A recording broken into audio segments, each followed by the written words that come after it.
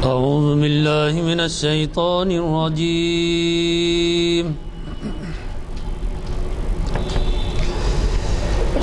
بسم الله الرحمن الرحيم.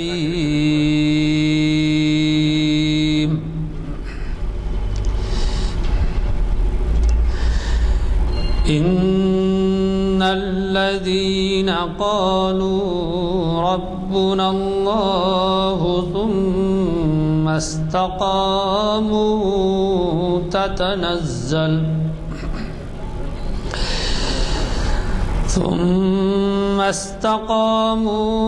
تتنزل عليهم الملائكة ألا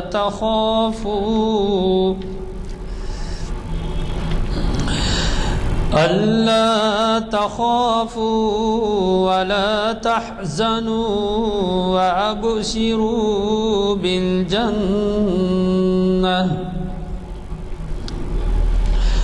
وأبشروا بالجنة التي كنتم توعدون.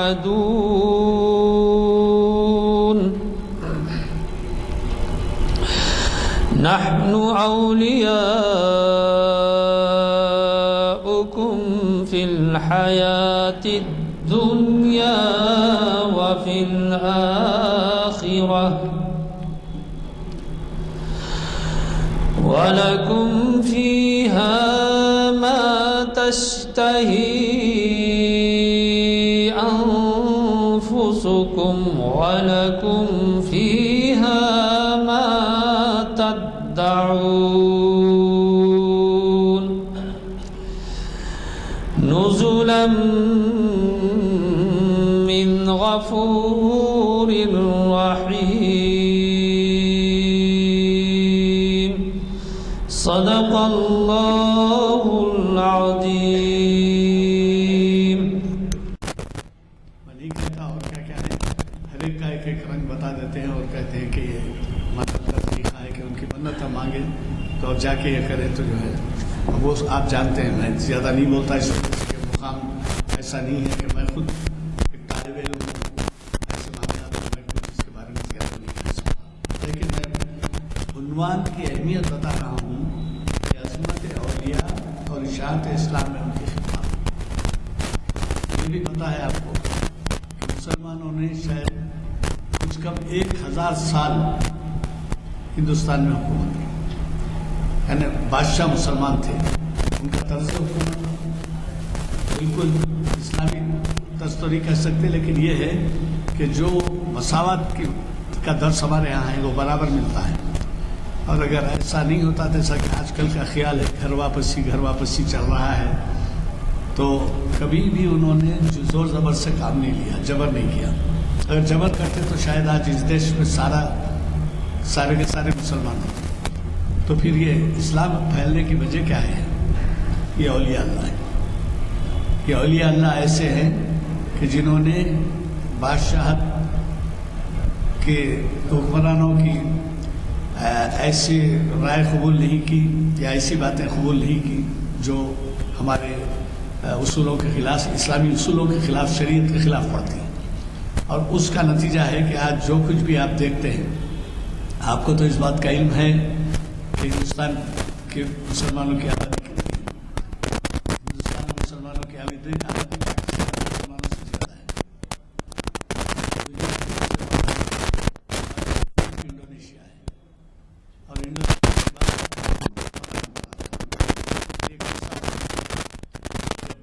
ہمارے کئی قسم کے خاندان غلامان و خانہ خلجی و فلاں اتنے بادشاہ حکومت کیے، لیکن کبھی بھی جو ہے انہوں نے فورس نہیں کیا اور یہ ضروری قرار نہیں دیا کہ اسلام قبول کرے بھی آیا. تو پھر آخر اسلام پھیلا کیسا؟ اولیاء اللہ کی خدمات ہے جنہوں نے حاکموں کی بھی پرواہ نہیں کی اور حاکم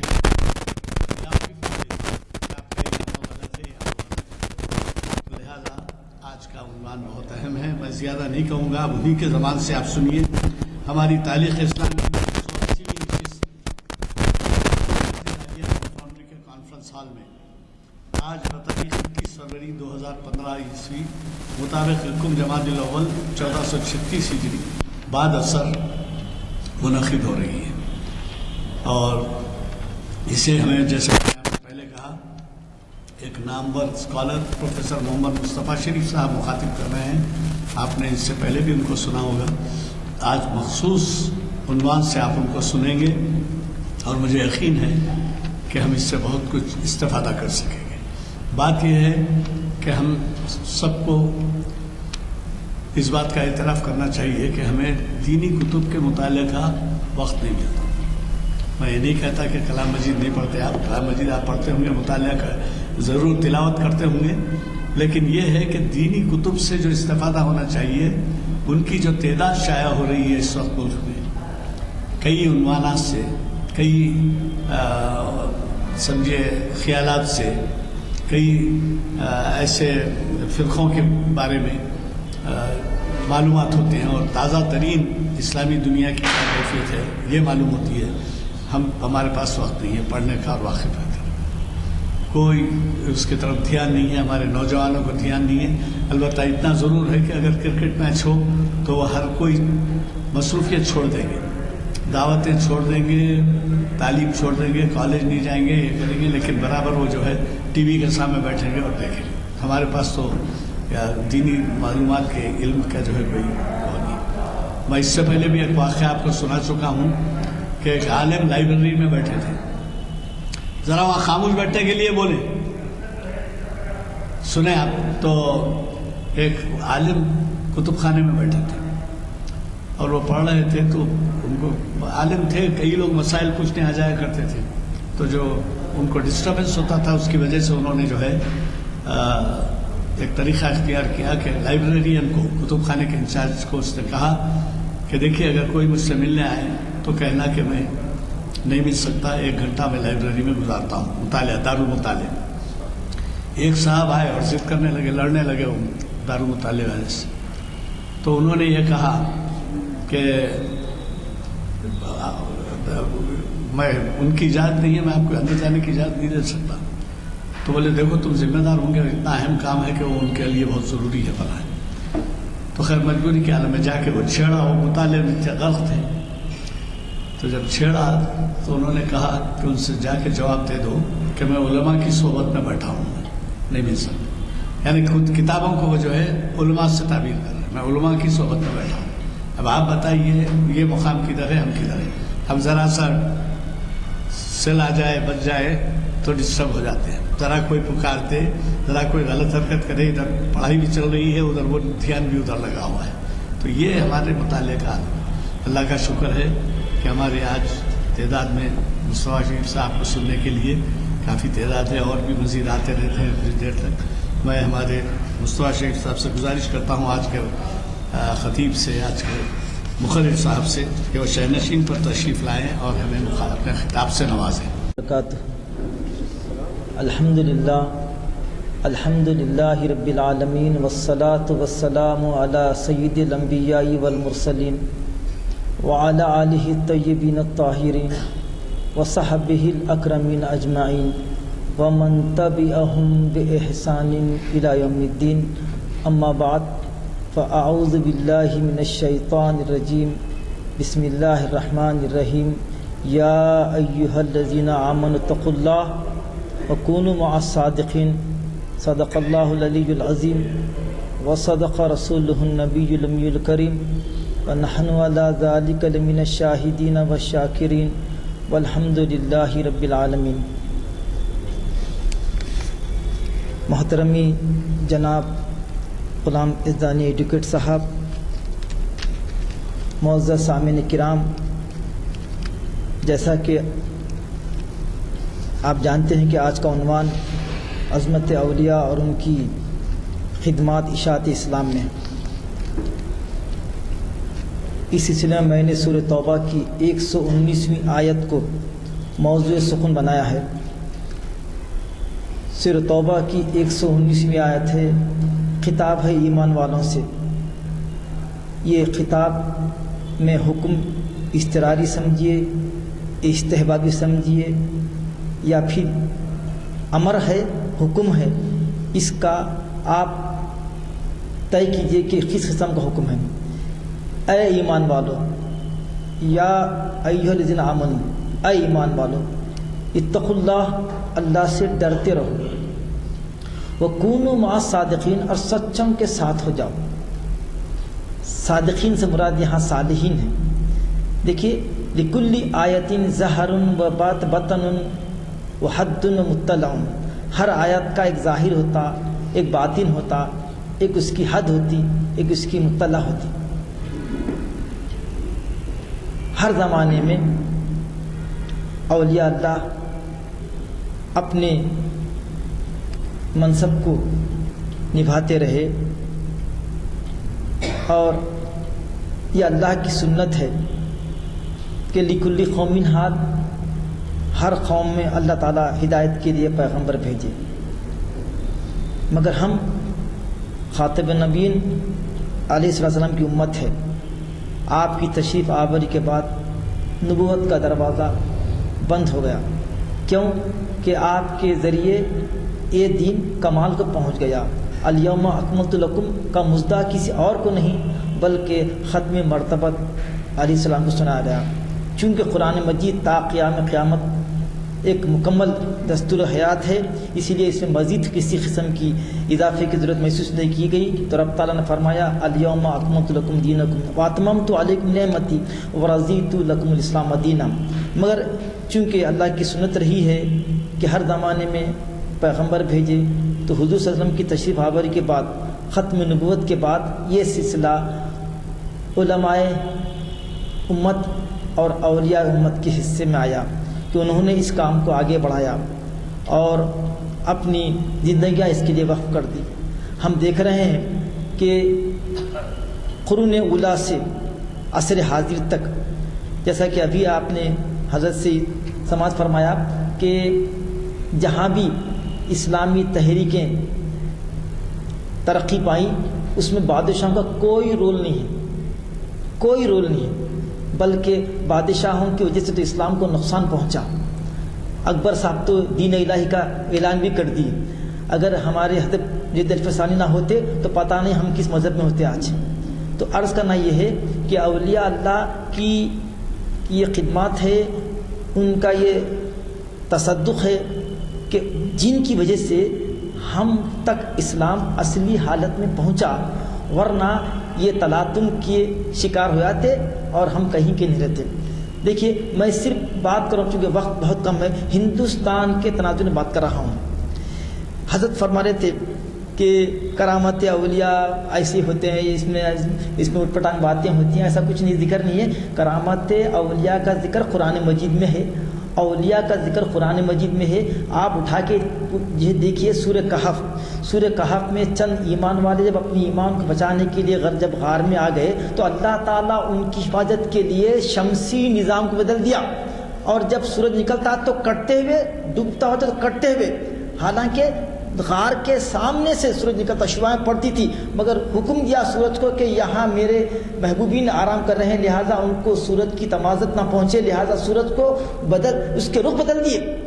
اور کتا جو ان کے ساتھ ہے، کتا بھی ان کے ساتھ آ گیا۔ دیکھیے صاحب، اللہ والوں کی سنگت کی، حالانکہ کتے کا ذکر، کتا ناپاک ہے مگر کلام پاک میں اس کا ذکر ہے، اور ایک نہیں کئی مرتبہ ذکر ہے کہ ان کا کتا رابعہم کلبہم خامسہم کلبہم سادسہم کلبہم۔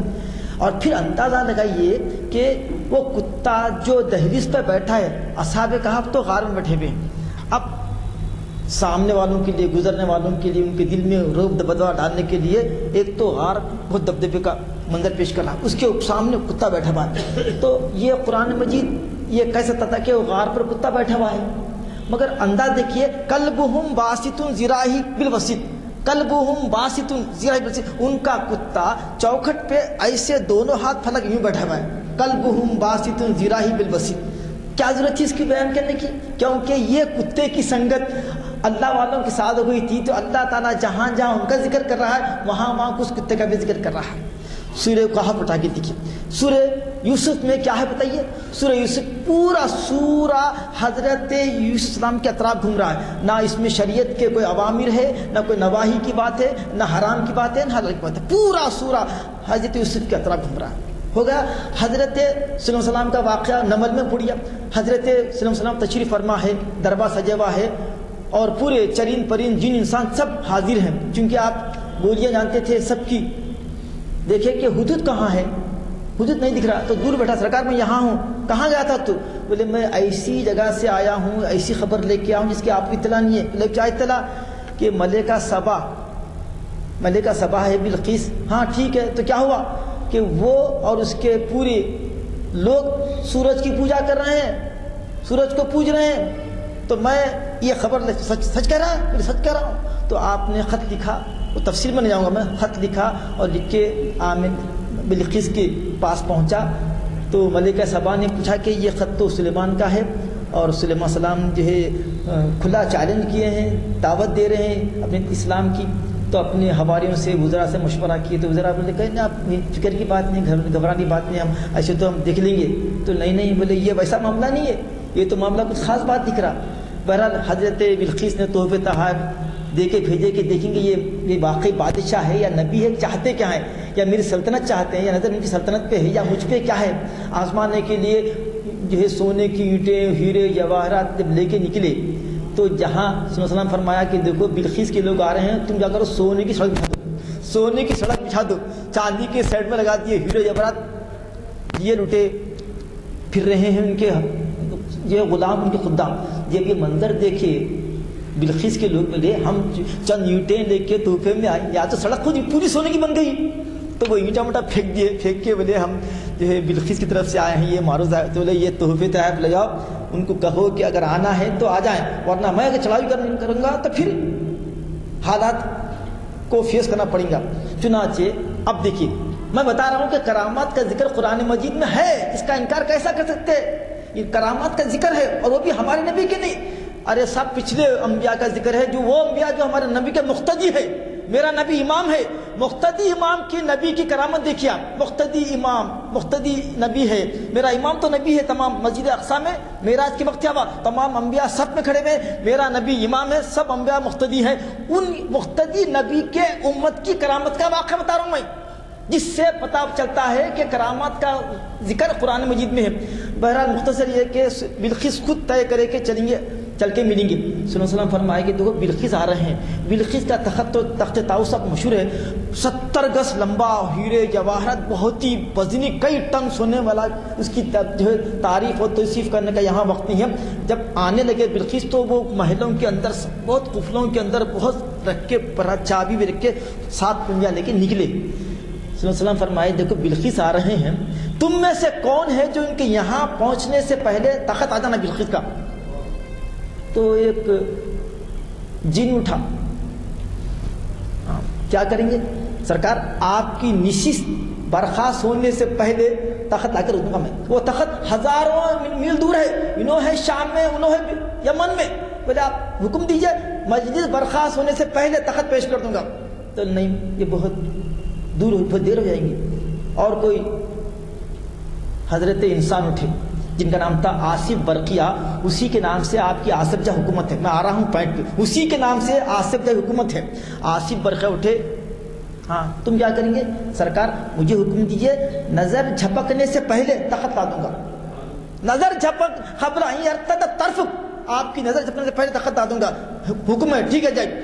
جبکہ تخت آ گیا، یہی دیکھ کے فرمائے ھذا من فضل ربی، یہی تخت کو دیکھ کے فرمائے کہ اللہ نے مجھے طاقت دی ہے، میرے پاس میری حکومت میں ایک ایسا شخص بھی ہے جس کے پاس علم کتاب کا کچھ حصہ ہے، اس کی طاقت پر یہ تخت پلک جھپکنے دیر میں آ گا۔ تو یہ سورہ نمل، یہ قرآن مجید ہے، نہ اس میں روایت کی ضرورت ہے، نہ درایت کی ضرورت ہے، نہ اس میں کوئی سند کی ضرورت ہے، خود کلام اللہ ہے۔ تو اس سے پتہ چلا کہ کرامتوں کا ظہور اولیاء اللہ سے ہوتا ہے۔ یہ کون ہے؟ حضرت صلی اللہ علیہ وسلم میرے نبی کے پیچھے نماز پڑھیے، ان کا ایک امتی ہے جن کی کرامت ہے کہ ان کی نظر سے تخت پل بھر میں ہزاروں میل طے کر کے یہاں آتا، وزنی تخت جو مخفل تھا، کئی محلوں کے اندر تھا، پل جھپٹ میں کیا ہے؟ یہ علم لدنی ہے، یہ خاص علم ہے جس کی وجہ سے آصف برقیہ نے اس تخت کو یہاں پر لا کر دیا.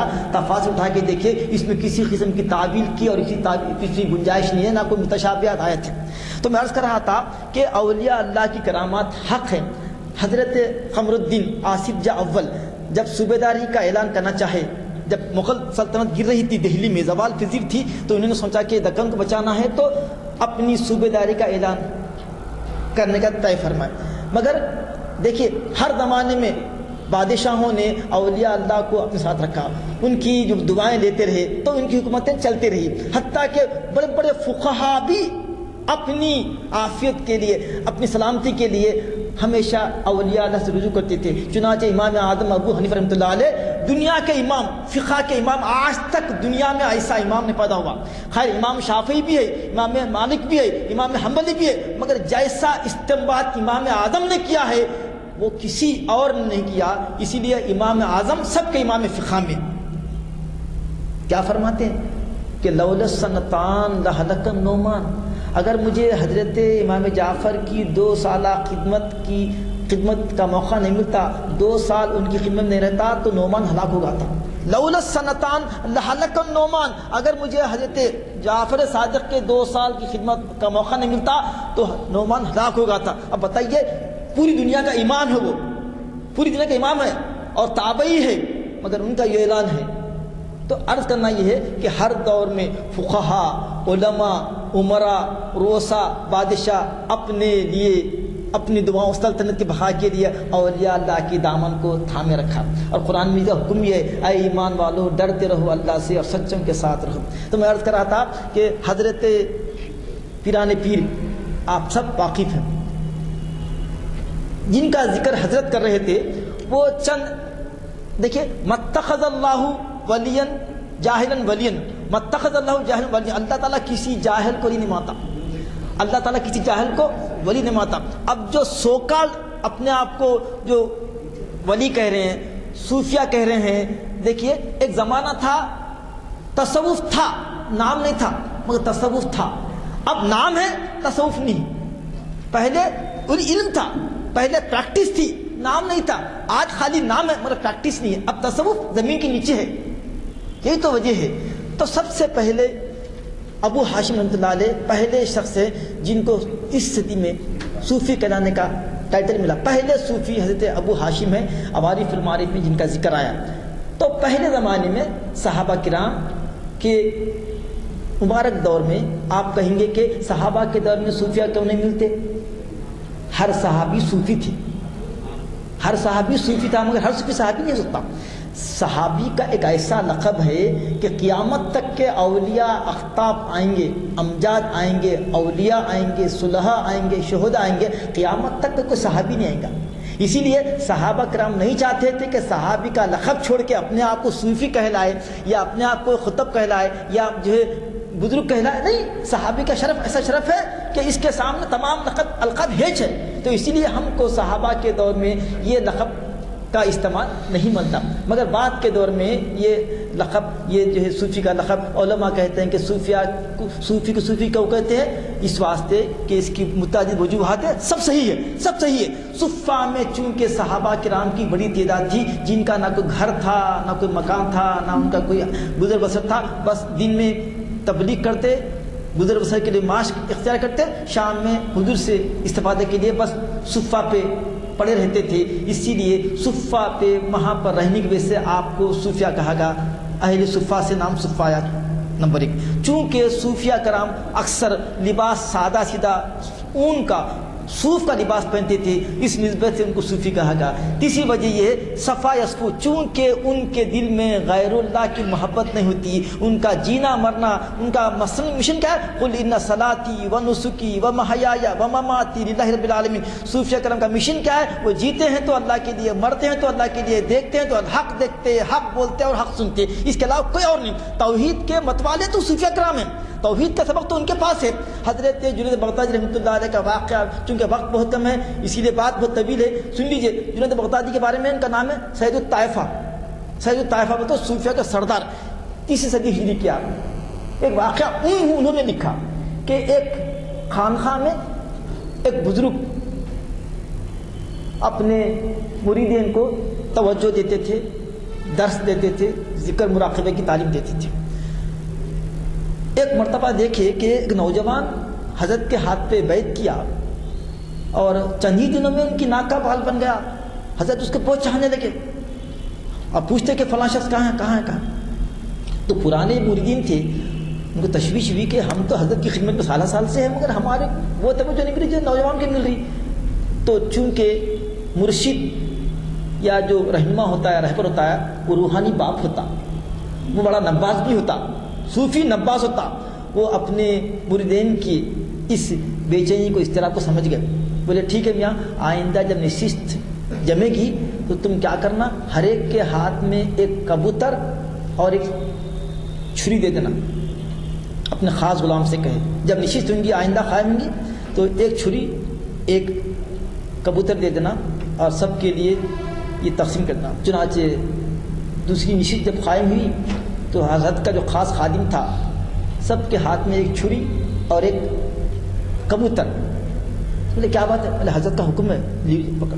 اب پورے بیٹھ کے حضرت تشریف لائے، بولے دیکھو بھائی، یہ کبوتر ہے، اس کو آپ ایسی جگہ ذبح کر کے لائیے جہاں کوئی نہ دیکھے، جائیے، حکم کی تعمیل ہو۔ جی اچھا۔ اب چلے صاحب، اپنی اپنی جو سمجھ تھی، کوئی جو ہے کمرے میں چلے گا، کوئی کمبل اوڑھ لیا، کوئی لائٹ بند کر لیا، کوئی ٹی وی چلا۔ بہرحال تھوڑی دیر میں سب کے سب وہ کبوتر یا پرندہ ذبح کر کے لا لیے۔ سب کے پرندے کٹے ہوئے، سب کے کبوتر کٹے ہوئے اور سب کے چھریاں خون آلود ہوئے، سوائے ایک نوجوان کے۔ کبوتر بھی ویسی ہے اور چھری بھی صحیح سالم ہے۔ تم نے کہا جی سرکار آپ کا حکم تھا نا، کون کیا کرے؟ میں سرکار اپنے پر بلانکٹ ڈال لیا اور کاٹ دیا، کوئی نہیں دیکھا۔ تم؟ بولے سرکار میں لائٹ پوری بند کر دیا، میں کاٹ دیا۔ تم؟ میں وہاں چلے گا۔ سب اپنی اپنی جو سمجھ تھی بلی۔ اب نوجوان کا نام کیا بھائی تم کیوں نہیں کاٹے؟ سرکار آپ فرمائے تھے کہ ایسی جگہ کاٹوں جہاں کوئی نہیں دیکھے، مگر میں جہاں جا رہا ہوں وہ معکم، جہاں جا رہا ہوں وہ معکم، اینما تولوا فثم وجہ اللہ۔ جہاں کہیں جا رہا ہوں اللہ میرے ساتھ دکھ رہا ہے، اللہ میرے ساتھ ہے، اللہ میرے ساتھ ہے۔ کوئی جگہ ایسی ہے ہی نہیں جہاں اللہ نہیں ہے، تو کہاں کاٹوں؟ فرمایا دیکھو تم بھی سالہ سال سے اللہ اللہ اللہ اللہ برے، مگر تمہارا اللہ اللہ حلق سے نہیں اترا، اور یہ آیا بھی اور عرفان کو پا لیا۔ یہ ہے اللہ والوں کی نظر کہ نگاہ مرد مومن سے بدل تقدیریں کب بدلتی؟ جبکہ اس کے اندر طلب بھی اسی ہونا کہ والذین جاہدوا فینا لنہدینہم سبلنا، جو اللہ کے راستے میں کوشش کرتے ہیں، جو اللہ کو پانے کی کوشش کرتے ہیں، اس کے لیے بشارت کیا ہے؟ ہم اس کے لیے راستے بتاتے ہیں۔ سورہ عنکبوت کی آخری آیت ہے والذین جاہدوا فینا لنہدینہم سبلنا، جو لوگ ہمارے راستے میں، مانے تو یہ ہے عام مانے، جو لوگ ہمارے راستے میں، مگر صحیح مانے یہ جو لوگ ہم کو پانے میں، ہماری محبت میں سرگرداں ہیں، ہماری محبت میں کوشش کرتے ہیں، ہم راستہ نہیں راستے بتاتے ہیں۔ علماء لکھتے ہیں کتنے راستے؟ جتنے سانسیں اتنے راستے۔ کتنے سانسیں؟ 24,000 سانسیں انسان لیتا ہے، اللہ تک پہنچ گئے 24,000 راستے ہیں۔ یہ راستے اولیاء اللہ، صوفیہ کرام، مریدین کی اپنے تلامذہ کی مصروفیات، ان کی سائیکالوجی کو دیکھ کر ان کے راستے طے کراتے ہیں۔ تو ہر زمانے میں اللہ والے اپنے عہد منصبی سے برابر انصاف کرتے رہے۔ میں عرض کر رہا تھا حضرت قمر الدین کی یہ صوبہ داری کا واقعہ، یہ پتہ ہے میں چونکہ ہم دکن میں رہتے ہیں اور یہ واقعہ مشہور کتابوں میں ہے، تذکرہ محدث کا میرے استاد نے بھی ذکر کیا ہے اور بھی کتابوں میں ذکر ہے اس کا بھی۔ یہ پچھلا واقعہ بھی بہت کتابوں میں مذکور ہے۔ حضرت قمر الدین رحمۃ اللہ علیہ پہنچے حضرت نظام الدین اورنگ آباد رحمۃ اللہ علیہ، حضرت نظام الدین اورنگ آباد رحمۃ اللہ علیہ جو حضرت کلیم اللہ شاہ جہاں آباد رحمۃ اللہ علیہ جو دہلی میں آرام فرما رہے ان کے خلیفہ، حضرات یوسفین بھی ان کے خلیفہ تھے۔ پہنچے، خانخواہ کا نظام ہے، یہی نظام ہے کہ جب بھی کوئی ان سے ملنے آتا تو جو بھی ماحضر ہے خان پیش کرتے، یہ سنت نبی ہے۔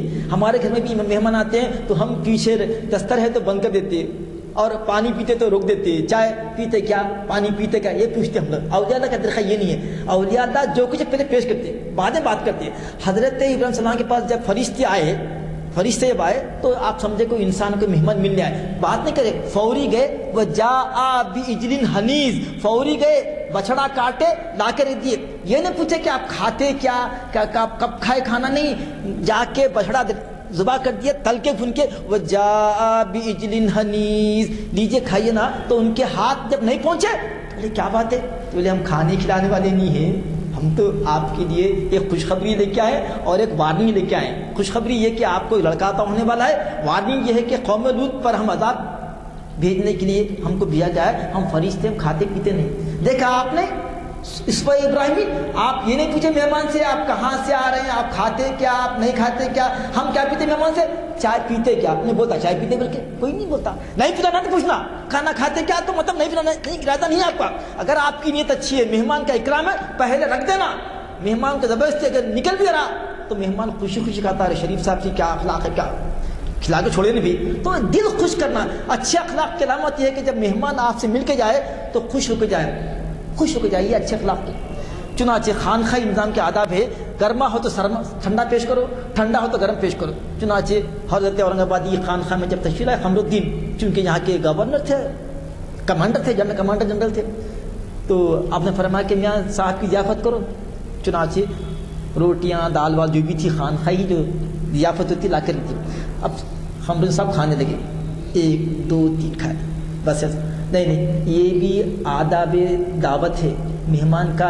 آج کل کیا رہا ہے, کھا لو بھائی آپ کا, یہ دال نہ کرنا نہیں ہوتا ہمارے سے. ارے اگر مہمان کھانے کمی ہے, آپ اس کو بلائیں تو پورا اکرام کیجیے. طریقہ یہ ہے, سنت نبی یہ ہے, مہمان کو بولنا آپ لیجیے نا, اور لیجیے نا, 3 مرتبہ بولنا, اس کے بعد رک جانا. مگر یہ آپ کھا لو بھائی, ہمارا طریقہ نہیں ہے, سب لگا یہ سب یہ واحیات باتیں بدعتیں ہم سب رکھ دیے, کھا لیجیے اپنا. جی نہیں, سب چیزیں سب گھر میں ہیں, آپ جب بلائے ہیں تو اس کا اکرام کیجیے. چنانچہ آپ فرمائیں اور لیجیے نا, اور لیجیے نا, اور تو کھائے, اور لیجیے نا, ساتھ کھا لیے, اور لیجیے نا. سر جی سر میں فارغ کا پیٹ بھر گیا سر, جاؤ جاؤ.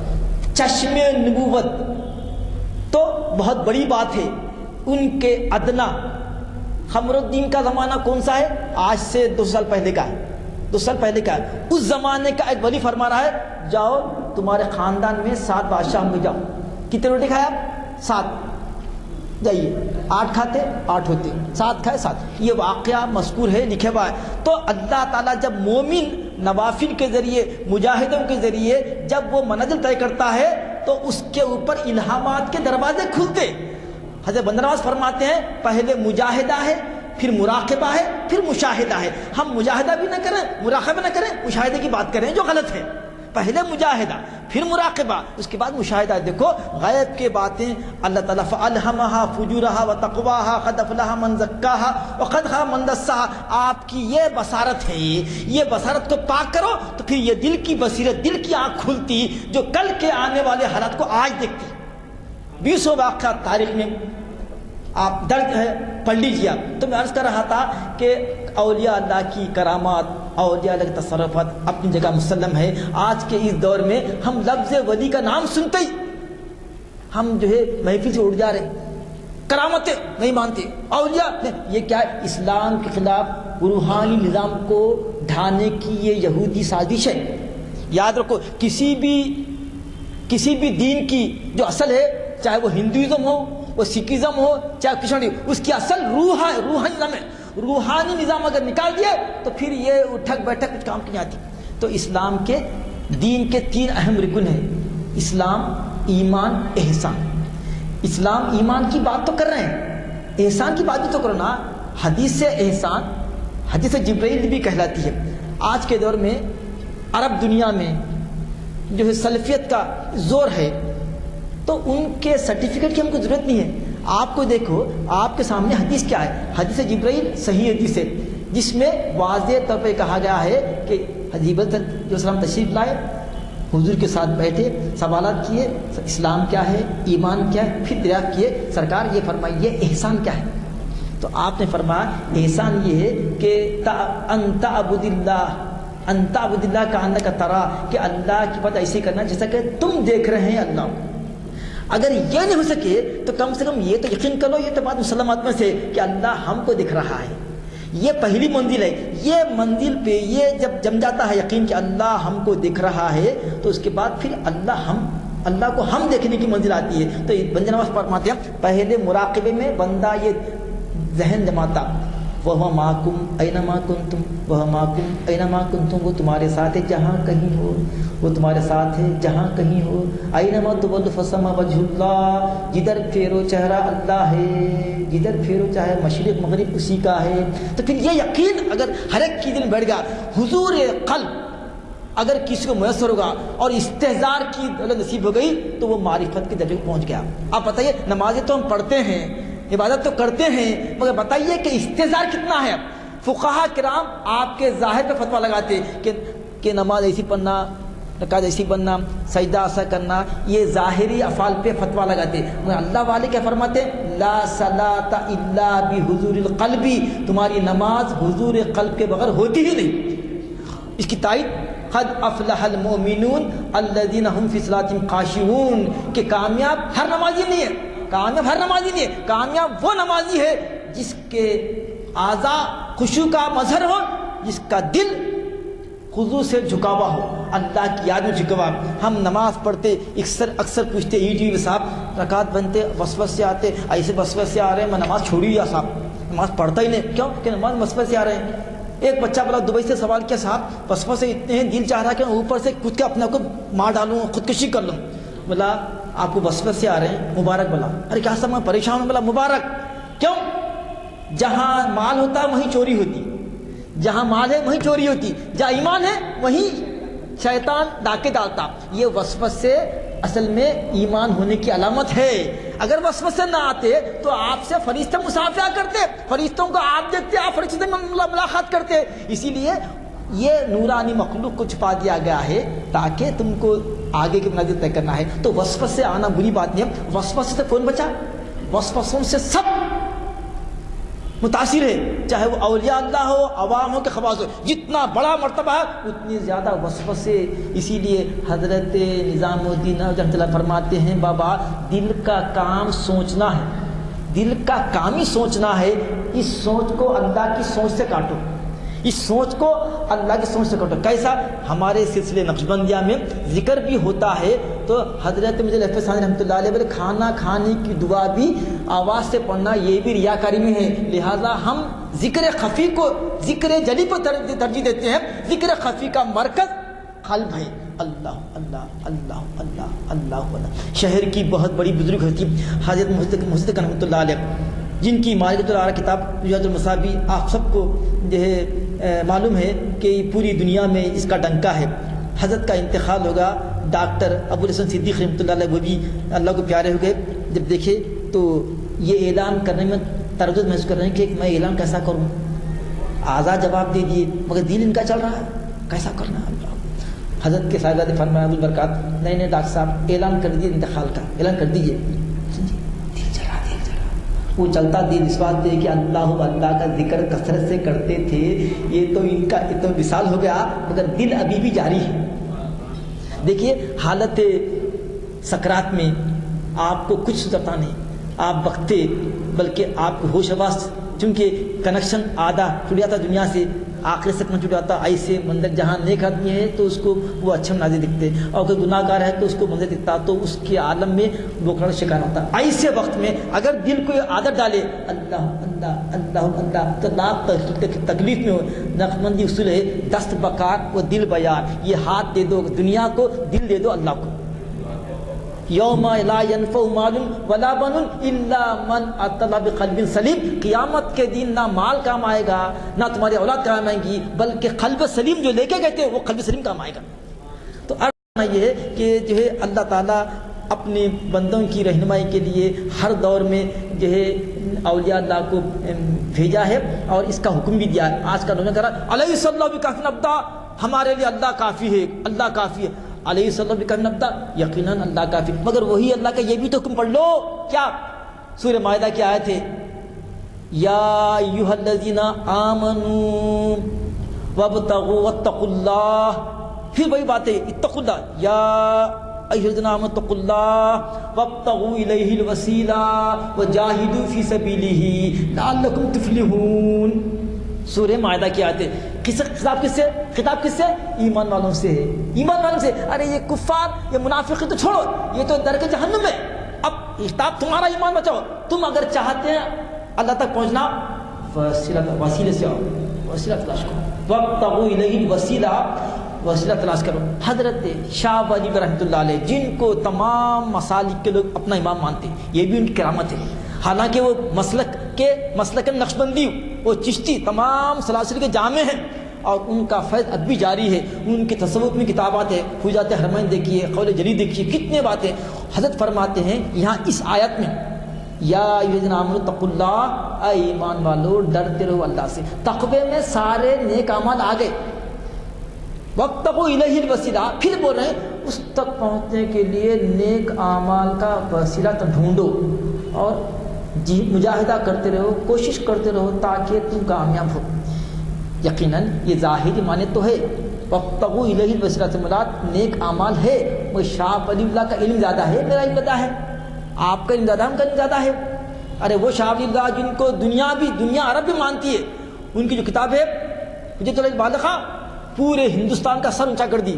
ارے میاں یہ وہ ہندوستان سے آئے، شاہ ولی اللہ کے خاندان کے، وہاں کے ہی ہے، میرے عرب سے آئی ٹھنڈی ہوا جہاں سے، وہ میری عرب کو آئی ٹھنڈی ہوا جہاں سے، میرا وطن وہی ہے، میرا وطن وہی ہے۔ تو فرماتے ہیں یہاں وسیلے سے مراد کسی پیر کامل کا دامن تھامنا ہے، کسی اللہ والے کو پکڑ لینا ہے، تاکہ اس کی ہدایت میں، اس کی روشنی میں ہم منازل طے کرتے رہیں۔ دیکھیے میرا ایک کاروبار ہے، میرا ایک بزنس کمپنی ہے، تو میرے لیگل ایسپیکٹ کے لیے میرا کنسلٹنٹ ہے ایڈوکیٹ، آپ کی خدمات میں مشورہ کرتا ہوں۔ اگر اکاؤنٹس کا معاملہ ہے تو میں سی اے سے رجوع کرتا ہوں، اگر معاملہ کچھ بلڈنگ کا ہے تو آرکیٹیکچر سے مانتا ہوں۔ تو میری کمپنی میں مختلف زمرے ہیں، تو میں ہر کام آپ سے نہیں پوچھ سکتا، میں کیونکہ آپ ایکسپرٹ نہیں ہیں، آپ ایکسپرٹیز خالی لیگل اوپینین دے سکتے آپ، مگر جو اکاؤنٹنگ کا اسپیکٹ ہے، آرکیٹیکچر اسپیکٹ ہے، ہر ایک کا الگ الگ شعبہ ہے۔ اسی لیے قرآن برا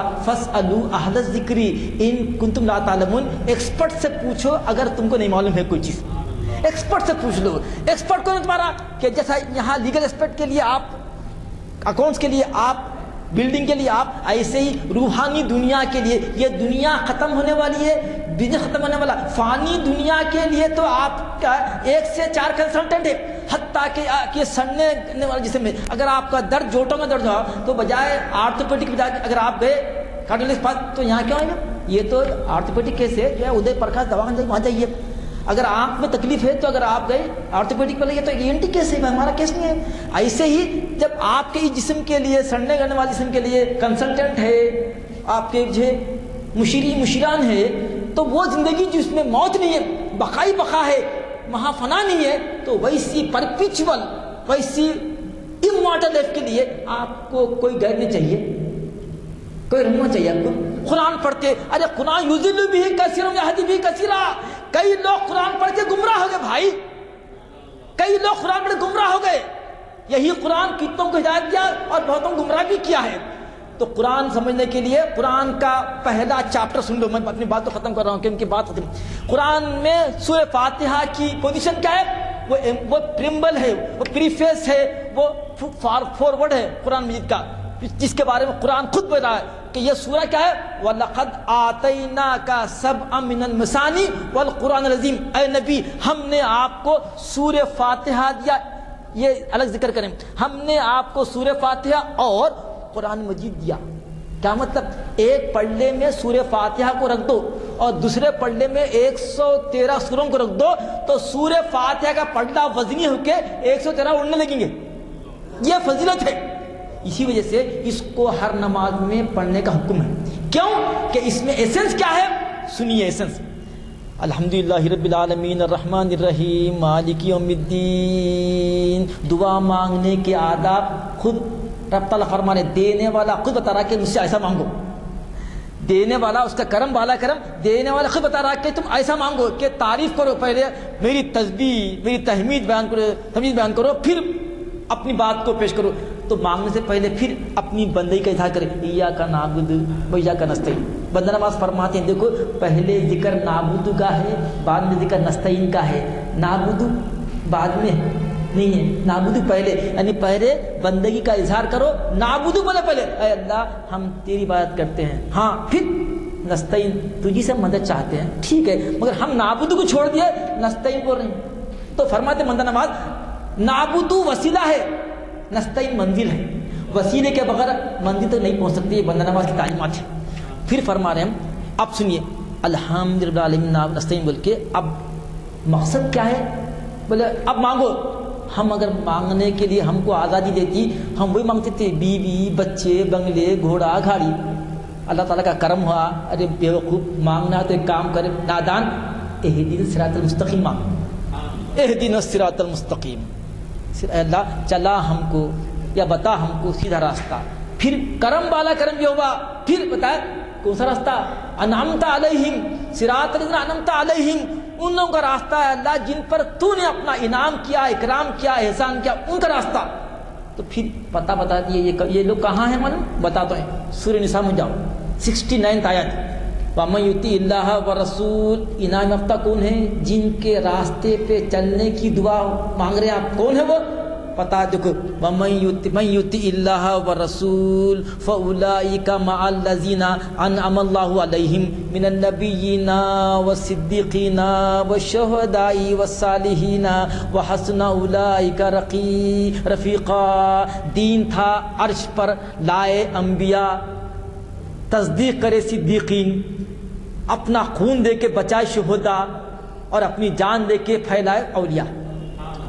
چاروں کا ذکر ہے اس میں، انبیاء کا ذکر ہے جو لے کر آیا، اس کے بعد صدیقین کا ذکر ہے جو تصدیق کیے، اس کے بعد شہداء امام حسین کا ذکر ہے کہ اپنے خون سے دین کے باغ کو سینچا، اور صالحین بولتا اولیاء کو بولتے جو قیامت تک کے اس امت میں رہیں گے۔ جتنا زیادہ بڑا نبی ہے اتنے اولیاء ہوں گے۔ تو حضرت پیرانی پیر فرماتے ہیں کہ وہاں دیکھے کہ آصف برقع کی نظر زمین پہ تھی، فرش پہ تھی، فرش پہ تخت آئے، مگر میری نظر عرش پہ ہے۔ صلی اللہ علیہ وسلم کے ولی کی نظر فرش پہ تھی اور حضور کے ولی کی نظر عرش پہ ہے، وہ لوح و قلم کو ہی دیکھتے ہیں۔ یہ انعام جو الہی ہے جو اپنے خاص بندوں کو دیا ہے۔ تو اسی لیے اللہ فرما رہا، دیکھو ہمارے حضرت فرماتے ہیں، دیکھو میاں چراغ سے لگتے بابا، چراغ سے لگتے، لا یشقی جلیسہم، اللہ والوں کے ساتھ بیٹھنے والا مایوس نہیں ہوتا۔ ایک جلتا ہوا چراغ ہے، ایک چراغ جو بجھا ہوا ہے رکھ دو، ہوا آتی تو کیا ہوتا؟ خود بخود یہ چراغ جلتا، مگر کب؟ جب کہ وہ چراغ جو جلا ہوا ہے اس کے ساتھ رکھنا۔ ایک چراغ جل رہا ہے، ایک ماں رکھے نہیں جلتا، چراغ کے بعد چراغ لگے تو اس کی لو سے اس کی جو شعلہ ہے یہاں لگے گا، یہ بھی جلنے لگے گا۔ ایسی معاملہ ہے کہ نگاہ مرد مومن سے بدل جاتی ہے تقدیر۔ مطلب یہ ہے کہ قرآن کا حکم ہے کہ اے ایمان والو سچوں کے ساتھ رہو تاکہ تمہارا ایمان محفوظ رہے۔ شیطان آخری وقت میں یہ کوشش کرتا ہے کہ ہمارا اور آپ کا خاتمہ برا ہو، خاتمہ کفر پہ ہو۔ ایسے میں اللہ والے اولیاء اللہ مرشدین ہمارے ایمان کو بچاتے ہیں۔ وقت چکے نہیں ہے، اس لیے آپ کو میں اشارہ دے رہا ہوں، حضرت نجم کبریٰ رحمۃ اللہ علیہ، امام راضی کا واقعہ مشہور ہے۔ امام راضی رحمۃ اللہ علیہ کے آخری وقت میں شیطان بھٹکا رہا تھا، 360 دلیل دی ہے مگر کاٹ دیا۔ آخری وقت تھا تو امام نجم کبریٰ فرماتے کہ امام راضی آیا تھا میرے پاس، بیعت تو نہیں کیا مگر میرے پاس آیا تھا نا، اس کی راز ہے۔ فرمائے کشف سے دیکھے کہ شیطان اب آخری ہتھ کنڈا ڈال رہا ہے، اور ایک دلیل باقی رہی امام راضی کے پاس۔ یہاں سے وضو کرتے بولے کہے قل هو اللہ احد، میں مانتا ہوں اللہ کو بلا دلیل کے، اے راضی کہے قل هو اللہ احد، کہنے ساتھی آپ کی روح پرواز ہوگی۔ دیکھیے 360 دلیل والا امام، محدث، مفسر، متکلم، مگر ایسے کوئی شیطان پھٹکا دیا اور ایک دل باقی رکھ دیا۔ مگر اللہ والوں کی ایک صحبت، ان کا ایک مرتبہ آنا ایمان کو بچا لیا، خاتمہ بالخیر ہوگا۔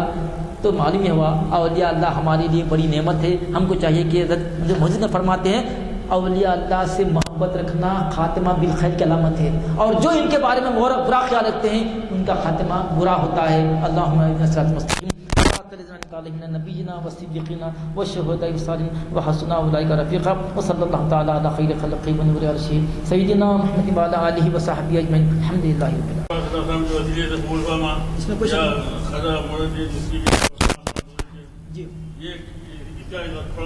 دیکھیں درود کا وسیلہ تو بغیر کسی اعتراض کے جائز ہے، حدیث ثابت ہے۔ اگر اللہ والوں کے بھی نام سے وسیلہ کہتے ہیں فلاں کے وسیلے سے، تو یہ اللہ کے محبوبین ہیں یا اللہ کے مقربین ہیں، تو اللہ تعالیٰ مقربین کے نام سے بھی اگر آپ وسیلہ مانگتے ہیں تو جائز ہے۔ جی یہ علم غیب تو ذاتی اللہ کو ہے، علم غیب ذاتی اللہ کو ہے، البتہ اللہ اپنے فضل سے اپنے کرم سے نبی کو جو علم دیا وہ عطائی ہے. اب یہ بولنا کہ کتنا ہے وہ دینے والا جانے، دینے والا جانے، وہ دینے والا جانے، دینے والا، وہ بھی بے حد ہے، یہ بھی بے حد ہے. اسی لیے اس کا تعین نہیں کر سکتے کہ کیا معلوم کتنا دیا گیا اور یہ معلوم ہے یہ نہ معلوم نہیں بولنا، یہ نبی کی شان میں گستاخی ہے. جی لیکن آج جو تصور اولیاء اللہ کا ہے، جیسے جی جی جی اس طرح کی جو چیزیں ہیں وہ تو آج کا یہ فیبریکیٹڈ سو کالڈ اولیاء اللہ ہے، ان کا کوئی تعلق نہیں اسلام سے، یہ اپنی دنیا چلانے کے لیے کر رہے ہیں، دنیا کے لیے کر رہے ہیں. ہم ان اولیاء کی بات نہیں کر رہے ہیں. اولیاء اللہ اب حضرت بہت فرماتے ہیں کہ میرے ایک ہاتھ میں قرآن ہے، ایک ہاتھ میں سنت ہے. ہمارا تصوف کیا ہے؟ ایک ہاتھ میں قرآن ہے، ایک ہاتھ میں سنت ہے. تو ہم اس کے بغیر تصوف کی بات نہیں کرتے. جی جی بالکل بالکل. ابھی شمس تبریز کے جو ہے فیض سے انہوں نے الہام سے، اللہ کے فضل سے الہامات کے ذریعے. جی اللہ اگر دیتا ہے تو انہوں بتاتے ہیں، کل کی بات انہوں بتاتے ہیں. نہیں، ہم یہ نہیں بولتے کہ ہم کہیں گے اللہ جو دیا علم وہ عطائی ہے، بول رہے ہم ذاتی نہیں بول رہے. اللہ کے علاوہ اولیاء اللہ ہو اور کوئی ہو، صحابہ کرام ہو، تو فضل سے اللہ کے لیے پیغمبر کے لیے خود جب اللہ کہتا ہے وما ينطق عن الهوى ان هو الا وحی یوحى، میں جو بولتا ہوں سرکار دو عالم صلی اللہ علیہ وسلم وہی بولتے ہیں. تو معلوم ہونا معلوم کرائے کہ ہاں تو اپنے یہ طرف تو کچھ بھی نہیں تو معلوم ہونا کہ حدیث بھی پھر مانتے آپ کے حدیث وہی ہے مانتے.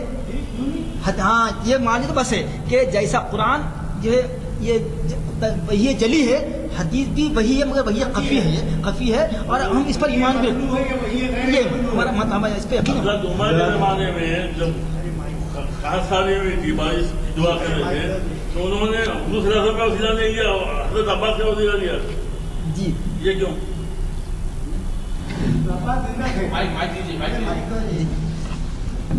دیکھیے سب سے بڑا وسیلہ سرکار کا سب سے بڑا وسیلہ سرکار کا، اس میں کوئی دائرہ نہیں ہے. کیونکہ وقت کم ہے اسی لیے درود شریف پڑھنا یہ اصل میں بڑا وسیلہ ہے اللہ کے دربار میں، کیونکہ وہ اللہ کے حبیب ہیں اور خود اللہ کا حکم ہے درود بھیجو. اسی لیے جب دعائیں ہماری درود کے ساتھ جاتی ہیں تو جب درود اللہ قبول کرتا ہے یہ ناممکن ہے شان کریمی سے کہ درود تو قبول کر لے اور دعا رد کر دے. اسی لیے وہ درود وہ دعا جو درود میں لپٹی ہوئی جاتی ہے وہ یقیناً جو درجہ جب پہنچتا حضرت عمر سے بڑے فقیر تو کوئی نہیں ہے نا، یقیناً. تو انہوں نے حضرت عباس کا وسیلہ کی لیا، حضور صلی اللہ علیہ وسلم کا وسیلہ نہیں لیا.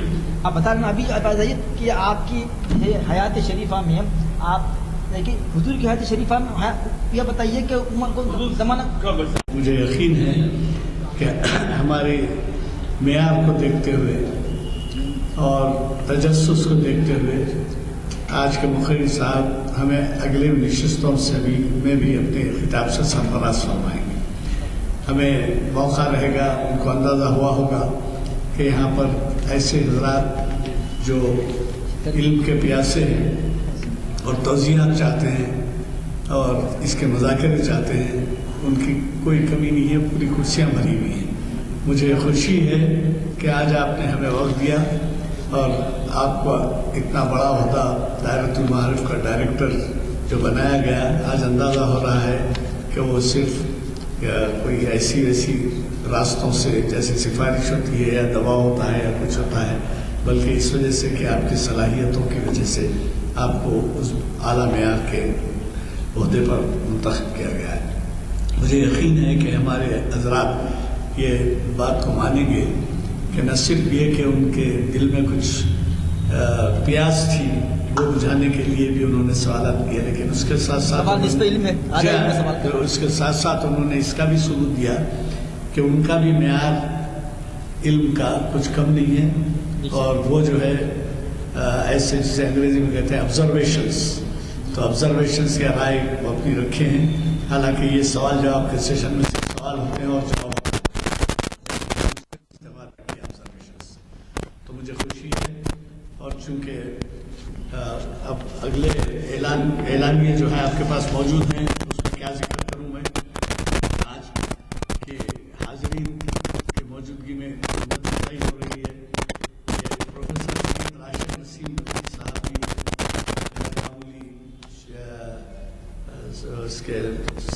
شخصیتوں کے آدمی ہیں، پریزیڈنٹ کے ایوارڈ یافتہ ہیں، شریعت انفارمیشن سروس کی 570ویں نشست ہے ان کی، جو پیر کے دن ہے. اور آپ کو تو پتا ہے شریان پیلس میں خطاب ہوتا ہے شہر سے کئی مقامات سے جاتے ہیں اور وہاں کاروں کی قطار لگ جاتی ہے. وہ ہمارے پاس پیر کو مخاطب کر رہے ہیں اسی وقت اسی جگہ پر. مجھے یقین ہے کہ آپ اس سے بھی استفادہ کریں گے. اور وہ بھی جو ہے آپ کے ایسے ادارے سے تعلق رکھتے ہیں جو فارن لینگویجز کی یونیورسٹی ہے. جی آپ کو نہیں ملا ہے؟ ذرا دے دو بھائی آپ کو. جن کو نہیں ملا ہے یہ بلیٹن لیتے ہوئے جائیں. ان کا ہے حج و عمرہ میں کثرت شریعت کی روشنی. حج و عمرہ میں کثرت یہ بھی بہت اہم عنوان ہے. ہاں ایک برسبیل تذکرہ بہت سیریس ڈسکشن چلے، مولانا عاقل کی یاد آئی. تو حج و عمرہ میں کثرت جو ہے اس سے تعلق ہے. مولانا عاقل تجزیہ طور پہ کہتے تھے کہ سال تمام پھر سال میں ایک بار عمرہ. سمجھا نا جی؟ میں نہیں بولنا چاہتا، اب آپ بول دیا تو بولتا ہوں. سال تمام عمرہ، عمر میں کیا سال میں ایک بار عمرہ، تو کثرت بولے تو یاد آیا. توفیق ہونا پڑتا ہے، وہ بھی توفیق ہونا پڑتا ہے. نہیں وہ ان کا مطلب یہ ہے نماز جلا کی نماز ہے صاحب، نماز یہ کون جاتا ہے. نہیں قدم اٹھتے نہیں اٹھائے جاتے ہیں. نہیں ان کا خطاب ہر ایک سے نہیں ہے. بعض حضرات سے جو بھٹکے ہوئے ہیں اور پیسے کے زور پہ ہر سال چاہتے ہیں ان کی طرف اشارہ تھا ان کا کہ سال تمام عمرہ، سال تمام گمراہ اور سال میں ایک بار عمرہ. تو یہ وہ کسی پہ طنز نہیں کر رہے تھے بلکہ یہ کہہ رہے تھے کہ کچھ لوگ ایسے ہیں جو یہ سمجھتے ہیں کہ ہم سال تمام کچھ بھی کر لیں، ایک دفعہ جا کے عمرہ کر لیے تو سب دل گیا ہمارا. خیر اب اس کی تفصیل جان دیجیے. اور پھر اس کے بعد جو ہے 25 فروری کو یہ بھی بڑے غیر معمولی صلاحیتوں کے آدمی ہیں ڈاکٹر عقیل ہاشمی. ان کو آپ سن چکے ہیں. یہ ہمارے پاس کم از کم 125 لیکچر یا 150 لیکچر دے چکے ہیں اور مختلف عنوانات سے دیے ہیں. نہ صرف تاریخ اسلام پہ، شرعیت پہ دیے ہیں، شریعت پہ، اور بلکہ اقبال شناسی پہ بھی دیے ہیں. تو یہ ہے ان کا عنوان ہے تیرے زمین پہ جب تک نہ ہو نزول کتاب. اب کتاب تو آپ سمجھتے ہیں، تو وہ جو ہے ان کا عنوان ہے. وہ بھی چہارشنبے کے دن ہے. نہ صرف آپ شرکت فرمائیے بلکہ اپنے ساتھیوں کو بھی لے کے آئیے. میرا ایک اپنا تجربہ بتاتا ہوں کہ اگر میرے کوئی دعوت آئی تو میری خیال یہ ہوتا ہے کہ میں فلاں کو بھی ساتھ لے جاؤں، اس کو بھی ساتھ لے جاؤں، بھتیجے کو، بھانجے کو یا بیٹے کو یا کسی کو. تو یہاں پر آتے ہوئے بھی اس بات کا خیال رکھے کہ کسی نہ کسی کو. اور آپ یقین مانیے اگر وہ اپنی اصلاح کرتا ہے اور ثواب ایسے محفلوں میں بیٹھ کر کرتا ہے تو اس کا ثواب آپ کو بھی پہنچے گا. اس وجہ سے میری گزارش ہے کہ آپ ابھی یہ چفی کے جو ہے یہاں آج تاریخ اسلام کی 680ویں نشست نہیں ہے. اس وجہ ایسی مزاج کے لوگ ہیں اس وجہ سے. اور سال میں صرف 45 نشستیں ہوتی ہیں، یعنی 10 سال میں 450 اور یہ ہے 680. اب یہ سمجھے 15 سال سے محفل چل رہی ہے. میرا خیال ہے کہ آپ تو چونکہ دعا ہو چکی ہے. رحمۃ اللہ وبرکاتہ. جی بول. حضرت قبلہ کا مہینے میں 2 مرتبہ درس قرآن تربدار مسجد سید عبدالرزاق میں ہوتا ہے بعد نماز عشاء. آپ سبھی حضرات وہاں پر شرکت فرمائیں، علم سے مستفید ہوئے. حضرت کا حضرت مصطفیٰ شریف صاحب کا تربدار مسجد سید عبدالرزاق میں درس قرآن ہوتا ہے. آج بھی بعد نماز عشاء درس قرآن تربدار یہاں سے قریب ہے بالکل. آپ کے علم میں نہیں ہے ادھر سے تو یہ آپ کے علم میں لانا چاہ رہا تھا میں. یہاں سے قریب جو حضرات آنا چاہتے تھے بالکل آئیے. وہاں پر بھی آپ کو زیادہ سے زیادہ سوالات کرنے کا موقع بھی ہے، وہاں سے حضرت سے مستفید ہونے کا ہی موقع آپ کو ملے گا. ایک اور اعلان سنتے جائیے مادری زبان سے متعلق ہے اور اس کی اہمیت کیا ہے آپ کو معلوم. انجمن ترقی اردو آندھرا پردیش کی زیر سرپرستی اردو آرٹس ایوننگ کالج حمایت نگر میں سالانہ جلسہ تقسیم اسناد و انعامات یہ جو ہے 26 فروری کو جمعرات کے دن 5:30 بجے ہے. اردو آرٹس ایوننگ کالج حمایت نگر اردو ہال سر. ضرور شرکت فرمائیے، بچوں کی ہمت افزائی ہوگی.